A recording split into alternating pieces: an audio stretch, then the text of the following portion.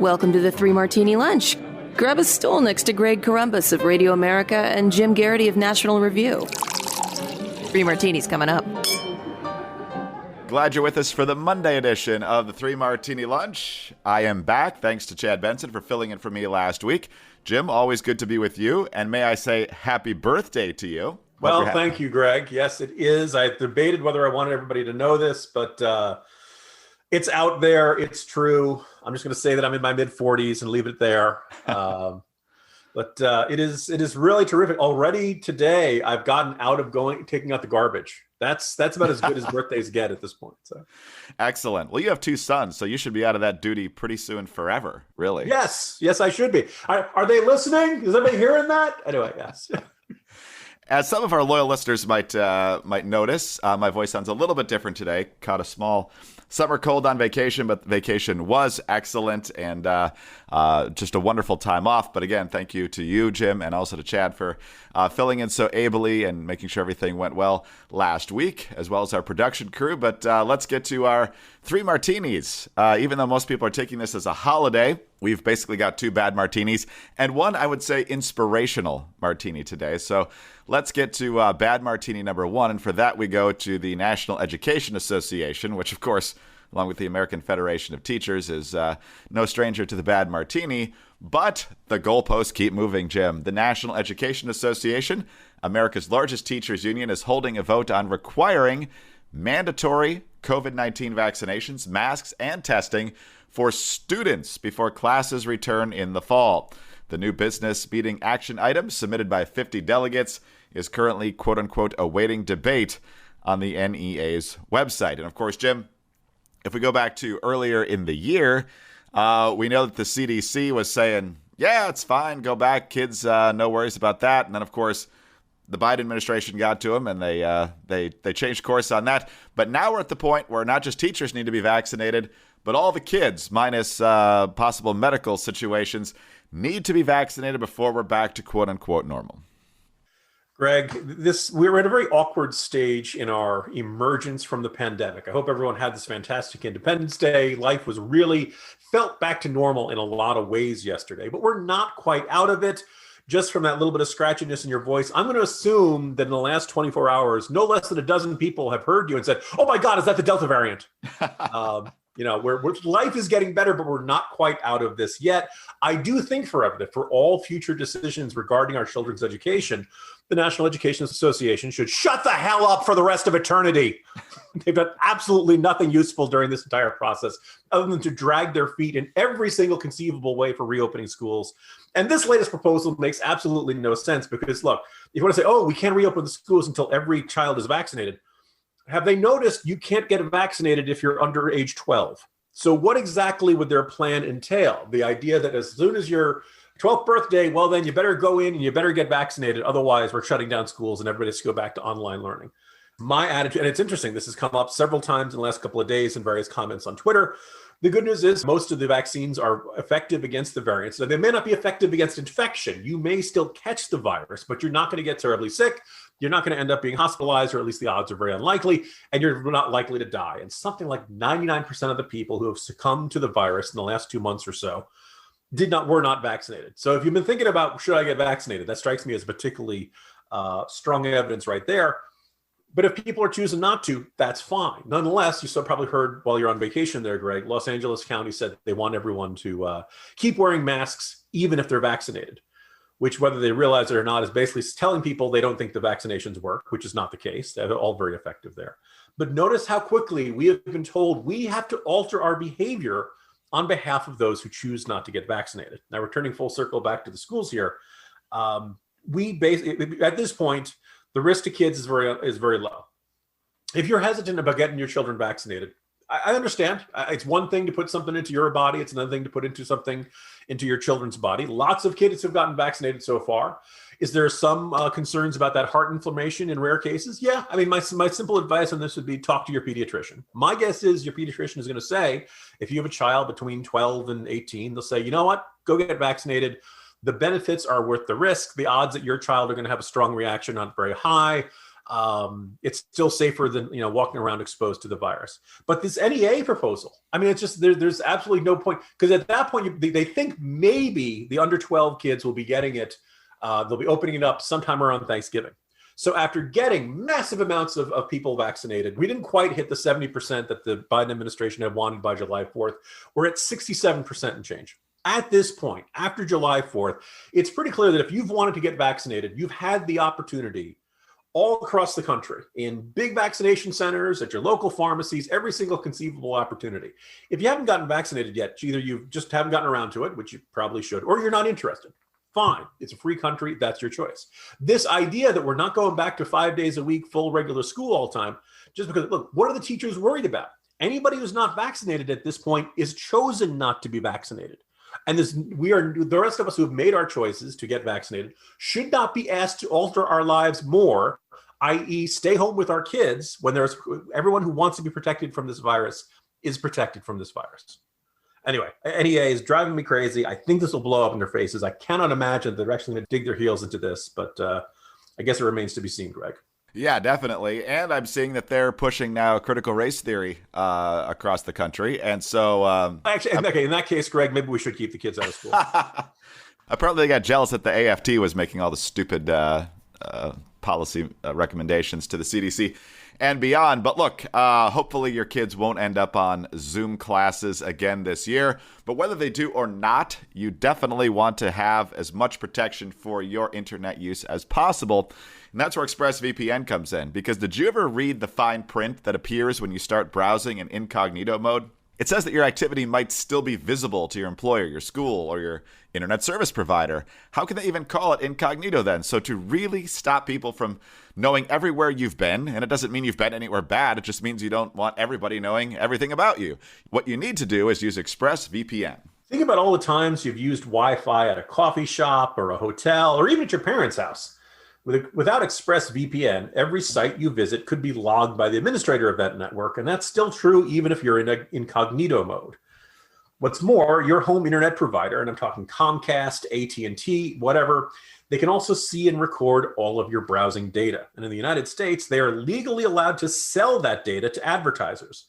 If you ever wondered, like, oh, I was just Googling for this, or I was just looking for this particular item, and now I'm seeing ads for it on every single site, that's because they're tracking your ISP. ExpressVPN is an app that encrypts all of your network data and reroutes it through a network of secure servers so that your private online activity stays just that, private. ExpressVPN works on all your devices and is super easy to use. The app literally has one button, you tap it to connect, and your browsing activity is secure from prying eyes. So stop letting strangers invade your online privacy. Protect yourself at expressvpn.com/martini. Just use the link at expressvpn.com/martini to get 3 extra months free. That's expressvpn.com/martini to learn more.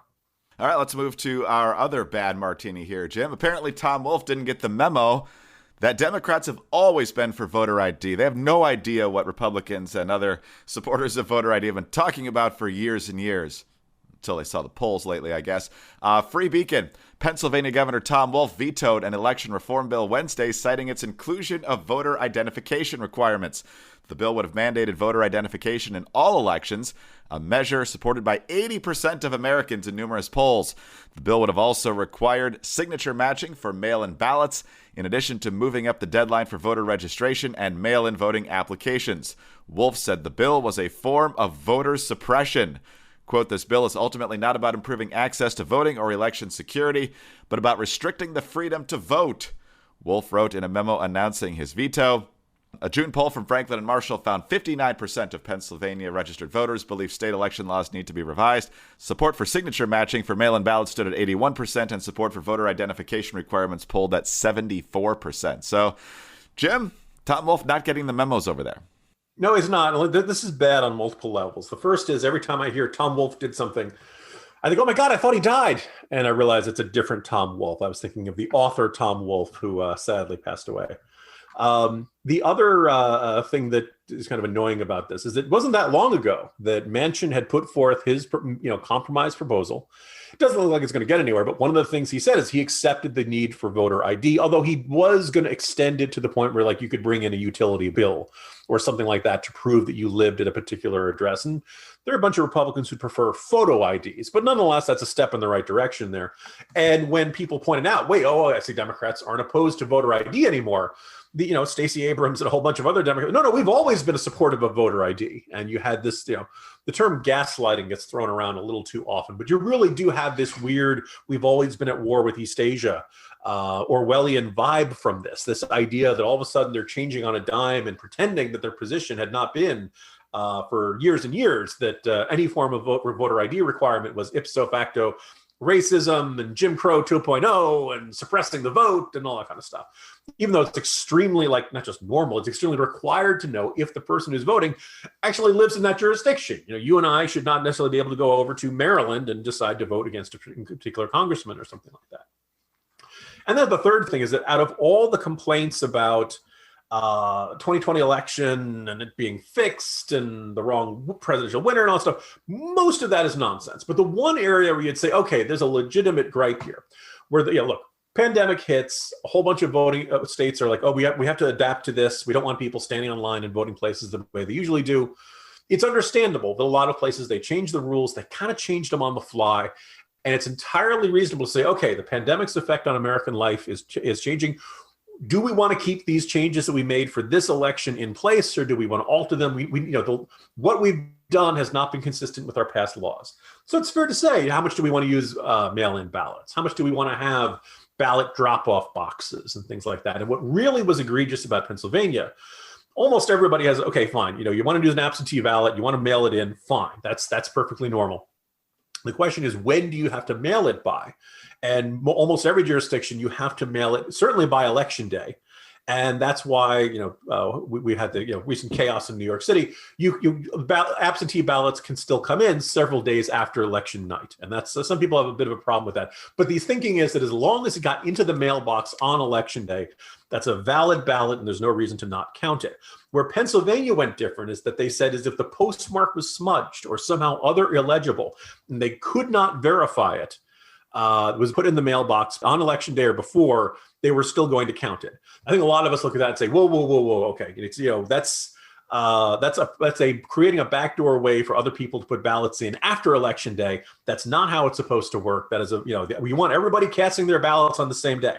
You don't want them knowing exactly how many votes they're going to need and then being able to somehow stuff the ballot box the day afterwards. Now, the number of ballots that were in that category of having a smudged or illegible or otherwise unclear postmark is smaller than the margin Biden had over Trump. So in other words, you can't say, that's how Biden's victory came and those votes shouldn't be counted or something like that. I think we can argue, no, we should have one clear deadline for all ballots. I think it should be election day. When the polls close, and nobody, if you put your ballot in the mailbox the day after election day, sorry, pal, that shouldn't be counted. Out of all the states and all the rules they made, Pennsylvania was the one that created, I think, the change in the law that was had the most plausible, reasonable, and compelling objections to the counting of those ballots, even if it was a very small portion of the total ballots counted in the state.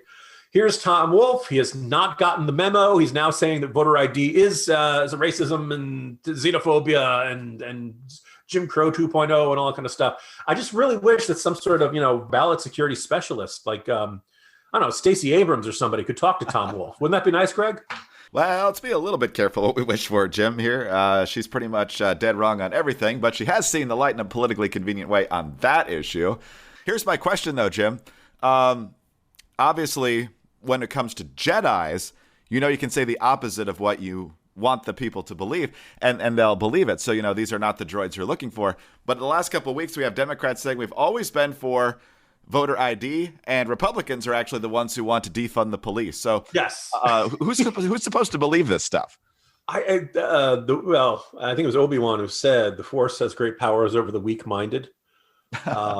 So yeah, stormtroopers, people who really don't think very hard, because like what it was is Republicans did not vote for the COVID relief bill, and some tiny fraction of that went towards police departments.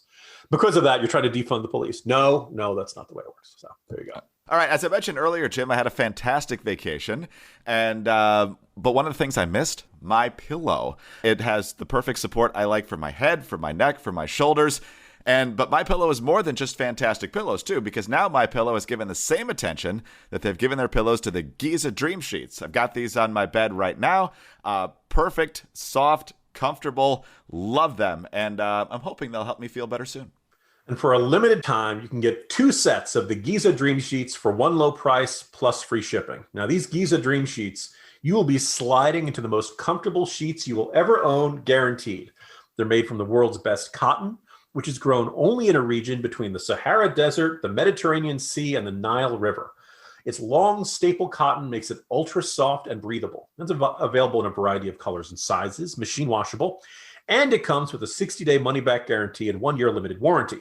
So visit mypillow.com and use the promo code Martini at checkout, or you can call 1-800-874-0104 for 2 sets of Giza Dream Sheets for one low price plus free shipping. Once again, that's 2 sets of Giza Dream Sheets for one low price plus free shipping with the promo code Martini at mypillow.com, or just call 1-800-874-0104. Sleep better with mypillow.com, or call 1-800-874-0104. All right, Jim, very good. Thank you for sparing my voice on some of those spots today. Always appreciated. Today is July 5th, but in most of the world, in addition to celebrating your birthday, or at least in the United States, most people taking this as a holiday, even though the 4th of July was technically yesterday. Happy 245th America. And, we live in such a polarized society, Jim, now that Joe Biden makes a statement. People who don't like Joe Biden really don't want to hear it. President Trump releases a statement. The people who don't like President Trump really don't want to read it or see it or hear it. So we need some sort of unifying figure. And it really wasn't that long ago that we had a president who did that. It was during the great alien invasion of 1996, which actually happened right at the 4th of July, which is amazing. President Thomas Whitmore, who is already a combat veteran, literally took to the skies to fight the alien invasion, and then was perhaps responsible for giving one of the most stirring motivational speeches in the history of American warfare or American politics. I think at that point we were all on the same page. There really were no Republicans and Democrats then.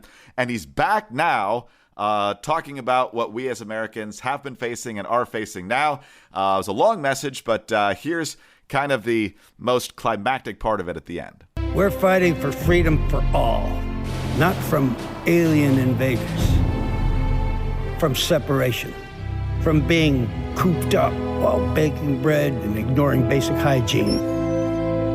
The time has come for us to get fresh, gather the crew, and eat veggie and meat burgers till we sweat. And then let's work together towards a future where everyone can come to the party. And should we win the day, the 4th of July will no longer be known as an American holiday, but as the day when the world declared in one voice, we will not go quietly into the night. We will fill the sky with so much light and freedom, this thing will rue the day it ever messed with us. Together, we celebrate our Independence Day. So, Jim, in an era when nobody seems to agree on anything with their friends and neighbors sometimes, Thomas Whitmore seems to just cut through the clutter and really helps to unify people. Greg, I just want to make one minor correction. Yes, when the aliens came back on July 4th, or actually, it was actually 2 days before, it was right before Independence Day, 1996. Right. There were no Republicans, there were no Democrats, there was only victims that were being, incinerated in the cities. But that having said, people forget this, but President Thomas Whitmore was a Republican. People have disputed this, but let's point out, many of us remember that shortly before Washington was zapped by the aliens, on the McLaughlin Group, Fred Barnes was defending Whitmore as a very brave figure, and Eleanor Clift was complaining about him. If that isn't the most absolute metaphysical proof that Thomas Whitmore is a Republican, I don't know what is. But yes, I had said before this Budweiser ad came out a few days before. And you're watching it like, oh, okay, they brought Bill Pullman out of retirement and they're doing it. And it starts as this kind of funny parody, but then you begin to realize, no, Bill Pullman really means this. And it really does talk about we've been through this giant ordeal and we have largely overcome it. We have lost lives because of this. We have had an enormous disruption to our daily life, for everything from our kids' schools to our workplaces to our economy. We have been through, thankfully, not quite as bad as watching the White House and Empire State Building and whatever tower that is out in LA getting zapped by. The pandemic was pretty darn bad, but we have largely put it behind us. And each day more people get vaccinated. Each day treatments get better. Each day we are putting this more and more in the rearview mirror. Now we have our mission to make sure we get enough vaccinations out to the rest of the world so that this stops devastating the rest of the world, and we don't have to worry about creating some variant coming along that our vaccines are not so effective against. And, it was just kind of nice to hear that. It was just kind of nice. And this observing that, yeah, we have a whole bunch of people in this country who disagree with us. You're judging by the reviews on iTunes and everything like that. We love the 5-star reviews. We don't always get those 5-star reviews. Greg always says that at the end of the show. I got to tell you, if it's less than a 5-star review, maybe I'll live with a 4-star. 3 or below, keep your opinion to yourself. But anyway, there are some people who are left of center who listen to the show and enjoy it because we try to take this cheery, funny, we know a lot of days the news is not going to be cheery and they're not going to make you feel good and all that kind of stuff. So we'll try to make you laugh while it's doing, and we'll laugh because otherwise we would cry. We love our audience. If you're listening to us, thank you. If you're a liberal Democrat and you disagree with everything we say, but you can't stop listening, great, thank you. If you're further to the right than us, if that's possible, and you don't like what we say and you still listen, thank you. Thank you for listening anyway. I'd like to think that what we try to do in this podcast is a little bit of what makes this country great, which is that we all get together, we all have certain things we share, and we all can try to have a good time, particularly around Independence Day. And also on, what I think is today we're observing really the most important event that just altered the course of human history. And by that, I mean, Greg, my birthday. So yes, lots of celebrations at the Geraghty house, I guess every year, not just this year. So I have always argued that July 5th should be a federal holiday and that everyone should get the day off. And finally this year they did it. But my understanding, Greg, is they're not necessarily going to do it next year. I'm so disappointed. Well, you got to lobby for that. Maybe you can get it in the next COVID relief bill or whatever Biden's pushing here. But if next Monday you don't take out the trash, we will have accomplished something fantastic. So good luck with that. There we go. Anyway, so belated happy Independence Day to everyone out there, and hope everyone is enjoying their summers. Outstanding. Jim Geraghty, National Review. I'm Greg Corombos, Radio America. Thanks for being with us today. Do subscribe to the 3 Martini Lunch podcast. We're always grateful for those 5-star ratings and your kind reviews. Tell your friends about us as well. You can find us on those home devices. All you have to say is play 3 Martini Lunch podcast. Also, follow us on Twitter. He's at Jim Geraghty. I'm at Dateline_DC. Have a great Monday, and we'll be back at you on Tuesday with the next 3 Martini Lunch. Hi, it's Dana Lash, host of The Dana Show. Every day, I'm here to keep you up to speed on the most important stories and info that you need to know in your very busy life. And if you're always on the go and you want to stay connected, just download our daily podcast and take it with you. It's a great way to get up to speed on what you need to know and what legacy media may not be telling you. Visit danaradio.com and click on the podcast link or subscribe at iTunes, Spotify, or wherever you get your favorite podcasts.